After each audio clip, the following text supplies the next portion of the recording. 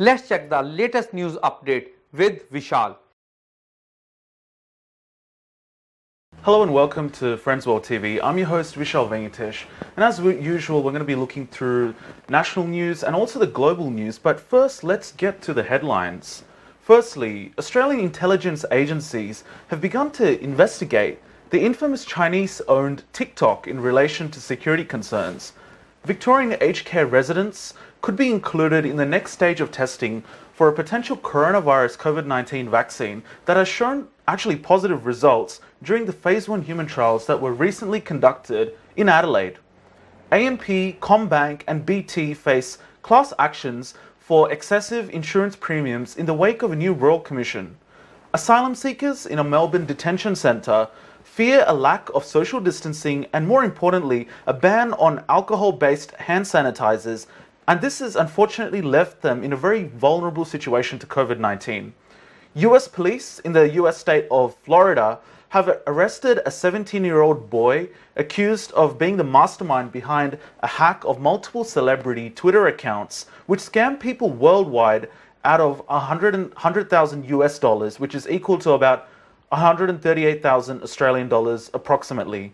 Former Malaysian Prime Minister Najib Razak is found guilty of corruption over scandal of state fund of 1MDB. Former US presidential candidate Herman Cain dies of COVID-19. Boston Marathon bomber Dzhokhar Tassanev wins appeal against his death penalty. Firstly, to the TikTok issue. The company TikTok is facing intensifying scrutiny in Canberra, with intelligence agencies putting the app under microscope and some MPs pressing the federal government to actually ban it. US President Donald Trump has also indicated that he's on the brink of banning this video sharing app in the United States, which will likely bolster calls for Australia to follow suit. The video sharing app is enormously popular with young people in their teens and also their early 20s, with more than 1.5 million Australians downloading it to their phone applications. But analysts say that TikTok harvests extremely and excessively huge amounts of data and warn that this Chinese company which owns it, known as ByteDance, may be forced to share that information with the Chinese government. At the same time, we hope that the US will stop obsessing over China during the election. Some comments from certain US lawmakers can be classed as concocting something out of nothing. The Chinese government always requires Chinese companies to carry out economic cooperation abroad according to the laws and regulations. We urge certain American people to have the right attitude, abandon prejudice, stop using so-called state apparatus to put pressure on Chinese companies, and to do more that will contribute to the promotion of Sino-US relations. A potential COVID-19 vaccine developed in Adelaide has been shown to be safe and to induce antibodies. The vaccine candidate, known as COVAX-19, was developed by an Adelaide-based company known as Vaccine, which has laboratories in Flinders University mainly. Volunteers between the ages of 18 and 65 in Adelaide have been injected with 2 doses of either COVAX-19 or placebo during the phase 1 trials, which happened a few days ago actually. The next stage of trials, phase 2, will include elderly patients in aged care homes. However, it's important to note here that Victorian aged care homes continue to be subject to multiple devastating outbreaks. Hundreds of thousands of Australians who are charged excessive insurance premiums may now be eligible to make a claim for compensation as part of 3 class actions against some of the country's most popular insuring corporations. The court action will be one of the biggest since the Banking Royal Commission. AMP and CommBank are accused of putting their own interests ahead of their clients, and the case against BT fundamentally involves policies offered through its superannuation packages. Asylum seekers in a Melbourne detention centre fear a lack of social distancing and a ban on alcohol-based hand sanitizers, and this has unfortunately left them in a very vile situation of vulnerability to the coronavirus. Detainees in an immigration centre in Melbourne's north in particular are barred from using it, and they've been provided masks and gloves, however, but they want more preventative measures to be implemented and put in place. And a caseworker known as Heidi Abderov from the Asylum Seeker Resource Centre has explicitly told the media that staff, including both the guards and the cleaners, come and go from the detention center, and that there's not really much attention being paid to this space at all.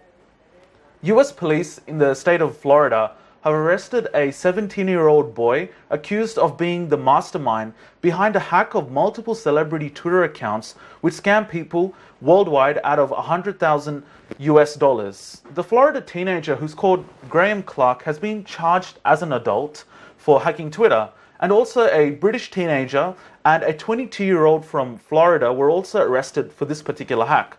And these hackers, essentially their crime was they were able to hack 130 accounts, including those of which belong to various celebrities in Hollywood and also politicians. Malaysia's former leader, Najib Razak, has been found guilty of corruption, and as a result of this, he's sentenced to jail in the first trial over a multi-billion-dollar scandal at State Fund 1 Malaysia Development Bernard, known as the IMDb, that stretched to the Gulf states and Hollywood.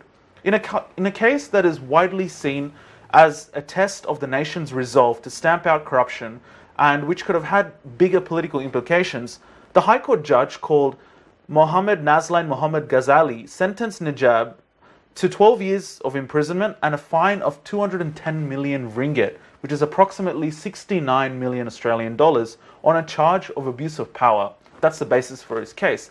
Mr. Najib, who is currently aged 67, also received 10 years in jail on each of these 3 charges of criminal breach of trust and 3 charges of money laundering for illegally receiving nearly 10 million US dollars from SRC International, which is a former unit of the State Fund. $0.9 billion settlement with the Malaysian government regarding allegations of wrongdoing against its employees. But it's not over for Najib Razak. He faces 4 more trials linked to the scandal. Throughout, the former leader has maintained his innocence and has said he will appeal today's verdict. Herman Cain, a former Republican presidential candidate and a former chief executive of a major pizza chain, has died of complications from the coronavirus. Herman Cain was a business and political leader for many decades. He was diagnosed with COVID-19, unfortunately, several weeks ago, almost 3 months ago, in fact. And he ran for the Republican presidential nomination back in the US 2012 election. A federal appeals court has overturned Boston Marathon bombers Dzhokhar Tazranav's death sentence in his attempt to help out carry out the 2013 bombing attack. The judge has explicitly disclosed that some jurors were exposed to pre-trial publicity surrounding this especially high-profile case, and Tazranav and his older brother Tamarian detonated 2 homemade pressure cooker bombs, and Tazranav's brother died after a very brutal gunfight with police which went viral on social media. And admitted his guilt. This specific ruling overturns that death sentence. The appeals court ordered a lower court to hold a new trial to determine his penalty on 3 specific counts. Thank you for joining us this week. I hope to see you next week. Stay tuned to Friends World TV for more.